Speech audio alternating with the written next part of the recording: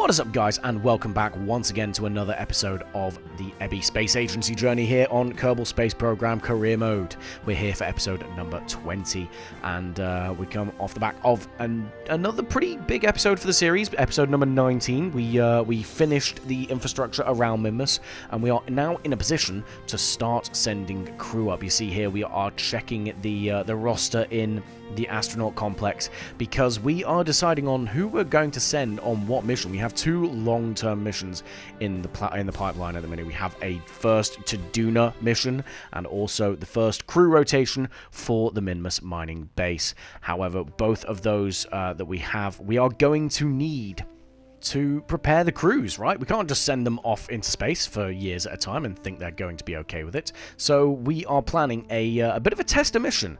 We grab a copy of the Duna rover base, right? We've modified it slightly with a more narrow wheelbase, and we put Gwenini, Cedrin, Tailed, Tamble, and I want to say Cloudtop Kerman in there, as they are going to be the Kerbals on this mission. Bill and Jeb are they've gone and they've requisitioned a cargo plane from the local Kerbin Air Force Base and are setting it up to receive the cargo payload. Bill, obviously, he's just setting up the telescopic arms as a way of securing the payload in place as it does drive forward into the cargo bay now. And yeah, you might be wondering, well, what are we doing? The plan is that these guys, well, or girls, more specifically, are going to be spending several months in this rover base, in a destination you're going to see in a bit, right? But the idea being that they get used to being in proximity to each other in a confined space in an uninhabitable region for a prolonged period of time as a sort of test trial run for their upcoming mission to the mining base. They are going to be the first crew rotation up on Minmus. And so yeah, Bill and Valentina, sorry, not Jebediah, Valentina are the crew for this flight, and we're going to hand that over now to see the takeoff.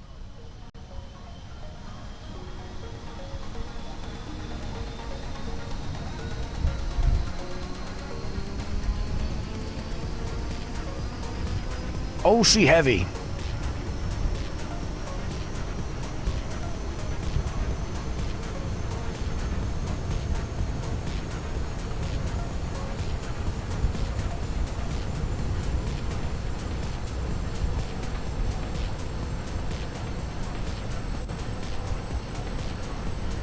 B1.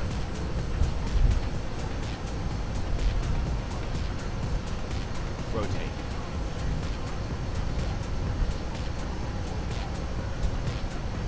Come on. Rotate, rotate, rotate. There we go.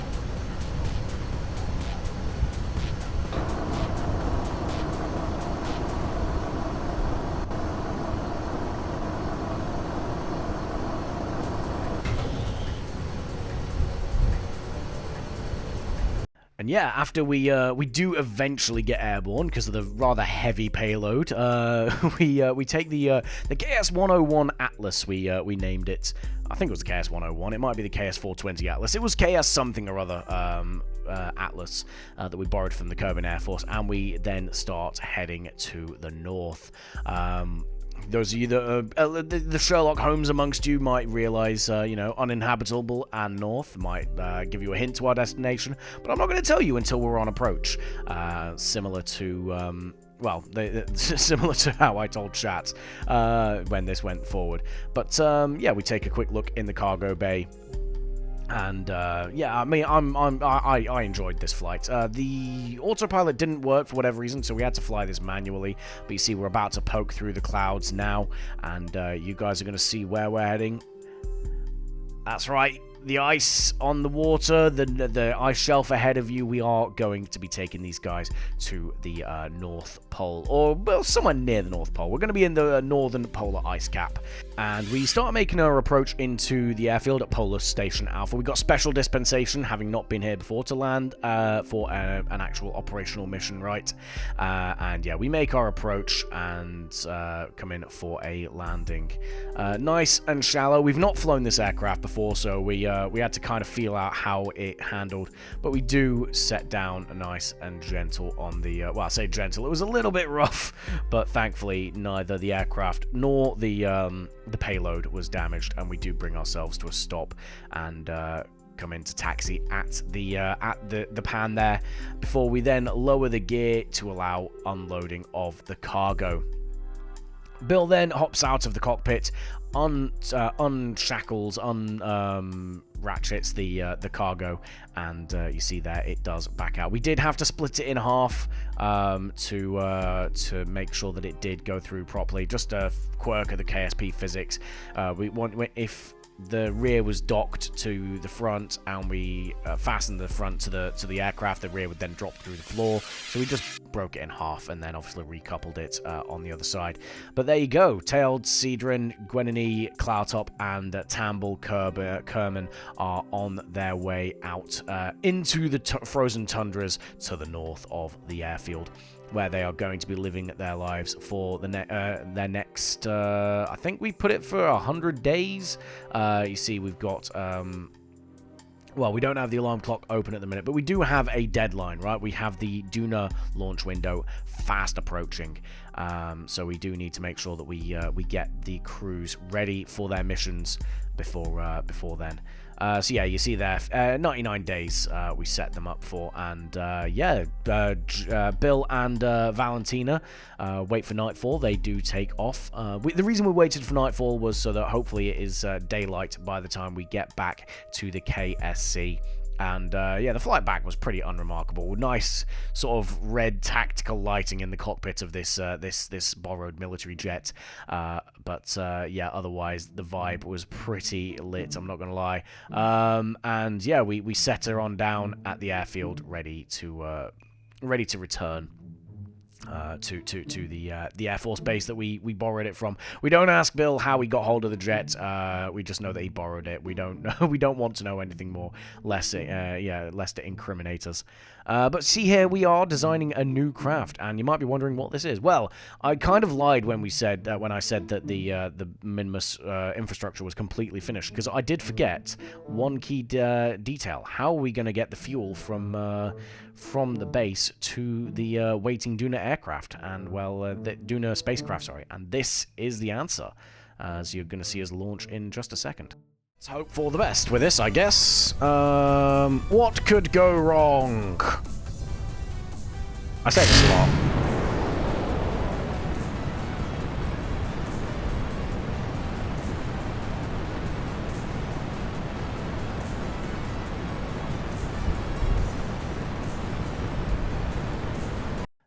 Yeah, so, I mean, the concept of this craft is essentially we refine the fuel in orbit of Minmus, and we attach the full fuel tanks to this thing, and we then obviously float it on down, rendezvous with the Duna 1 in orbit of Kerbin, and fuel that way. Because, yeah, otherwise we'd have to find a way of getting the Duna 1 in its complete state all the way over to Minmus, right? So this seems like the easier method. Thankfully, because it is already fueled up, and we are going to be refining, you know, fuel at the station, we were able to send it up there under its own power, which did cut down the costs, as well as using the Scuffer Dreams booster to get it up into orbit. So, yeah, the transit to Minmus was pretty straightforward. The only thing we do kind of sort of realize when we get to the station, as you see, we're setting up our rendezvous there, is that we didn't plan for this thing to be a part of the station, right? So in the end, we didn't have a dedicated docking port for it, and as such, we kind of had to just try and find a place to put this thing. You see there, we're coming into to dock with the station now, and we decide we're going to stick it at the end of the fuel arm, which it seems the most appropriate area. But yeah, we did end up picking up a little bit of a vibration, well, a wobble on the station, so we had to arrest that. However, it is now back off to the KSC for another launch. All right, cool. 3, 2, 1, go!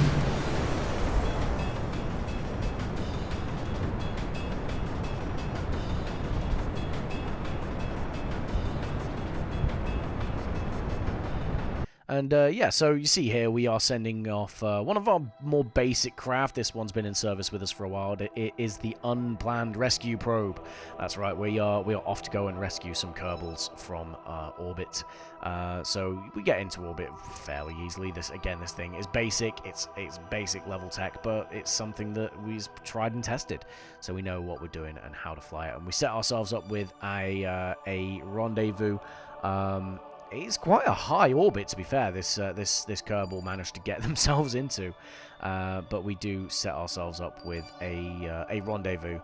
Thankfully, because it is unmanned, we don't necessarily need to worry about burning through our life support, and as such, we do get into a rendezvous with Dudming Kerman, who's stranded in that cupola module. Thankfully, he's a pilot. He's someone we can add to the roster, which is good. And he floats his way on over to the craft before heading back home for the safety of the Ebby Space Agency. Because, you know, we totally don't strand our pilots in crazy situations either, right? But, yeah, we return him home, and he joins the roster as a pilot. Before we then head over to Mission Control and accept another Duna mission ready for when we do touch down on the Red Planet. Back up to the North Pole, though, on a slightly different coloured tundra, we are about to perform a crew rotation.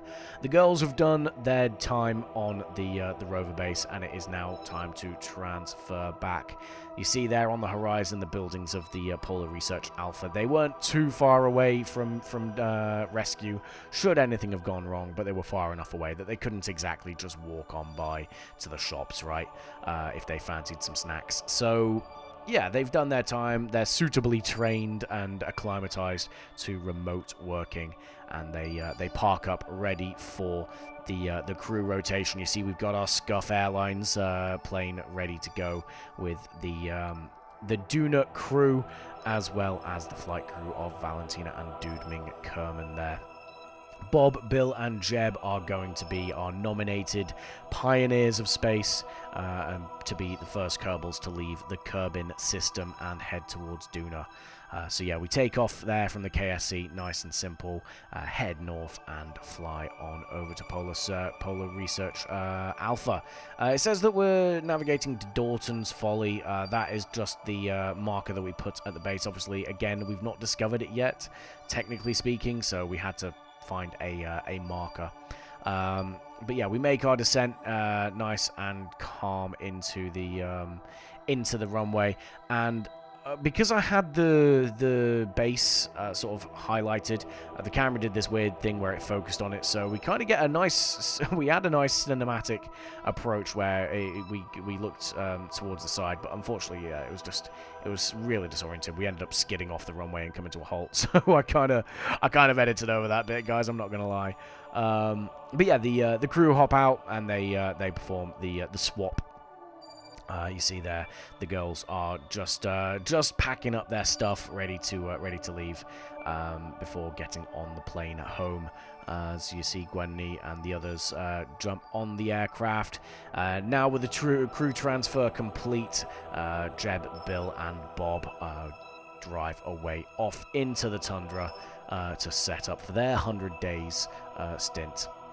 In hindsight, I mean, obviously, I probably should have done this earlier on, but the problem was, obviously, I was busy building the infrastructure around Minmus, right? Because what I realized after the fact is that these guys are going to do their 100-day stint at the North Pole. They're going to get about 3 days at home before before that transfer window hits us, right? So yeah, they need to make the most of those 3 days off that they're going to get before they go up to up to Duna. The flight back though for the girls is pretty straightforward, quite picturesque to be fair, with this beautiful sunrise as we head south. We couldn't have reversed the orders, obviously, because the girls are heading home, and they're going to be heading almost straight out as well, ready to take over the Minmus mining base. They need to get to work to start creating the fuel ready for the Duna crew to start their mission. But yeah, they touched down at the KSC, a little bit more of a Ryanair-esque landing once again, but they get recovered and are now ready to go to Minmus.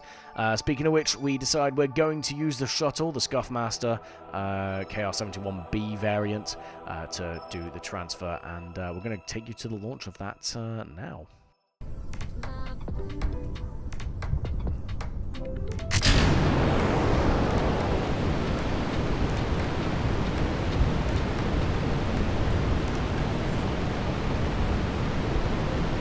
And, of course, no KR-71B launch would be complete without our totally not scuffed and totally necessary and patented booster separation maneuver, as we're about to show you now. Yeets!